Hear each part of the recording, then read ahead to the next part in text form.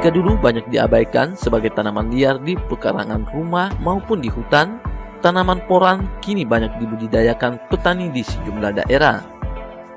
Selain dapat diolah menjadi beberapa bahan yang bermanfaat, juga dapat menghasilkan pundi-pundi rupiah. Porang merupakan tanaman umbi-umbian dengan nama latin Amorphopalus mulleri. Di beberapa daerah di Jawa, tanaman porang dikenal dengan nama iles-iles. Di kota Kendari sendiri, ada beberapa kelompok tani yang telah membudidayakan tanaman porang.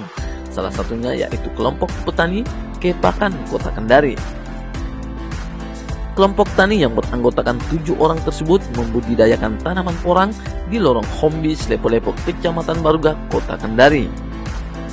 Ketua kelompok tani Kepakan, Dolken Alfat, mengatakan porang biasanya dimanfaatkan dengan diolah menjadi tepung yang dipakai untuk bahan baku industri perfilman, bahan baku kosmetik, hingga beras shirataki yang mempunyai kandungan kesehatan yang sangat baik. Di beberapa negara Asia, beras shirataki telah banyak digunakan karena rendah kalori dan mampu menurunkan berat badan.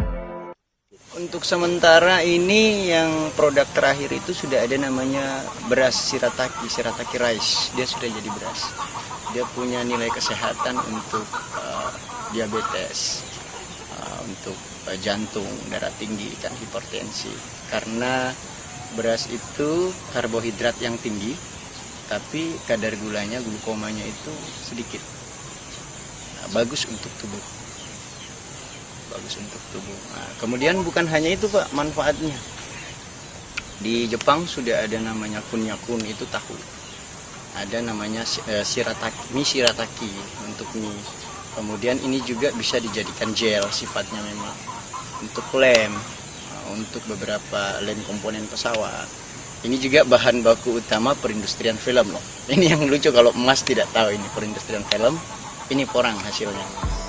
Untuk hasil tanaman porang sendiri, beratnya bervariasi mulai dari 1 hingga 5 kg. Saat ini tanaman porang dihargai Rp5.000 per kilogram. Dari budidaya porang, kelompok tani Kepakan mendapat Rp72 juta setiap panen yang dilakukan dalam kurun waktu 6 bulan sekali. Ya, harapan terbesar saya yang utama saja ya itulah, kita tidak susah lagi secara ekonomi saat ini.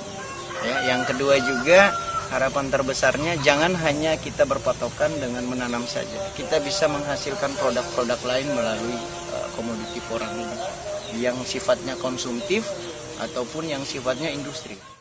Saat ini kelompok tani Kepakan fokus melakukan riset budidaya tanaman porang mulai dari umbi biji, umbi sedang, umbi besar hingga menghasilkan manfaat jangka panjang tanaman porang sendiri. Dolken mengajak masyarakat untuk membudidayakan porang dengan memanfaatkan lahan kosong yang ada. Di samping hasilnya banyak manfaatnya, perekonomian masyarakat petani dapat berkembang. Hardiono melaporkan dari Kendari. Saudara, informasi tadi sekaligus menutup perjumpaan kita kali ini.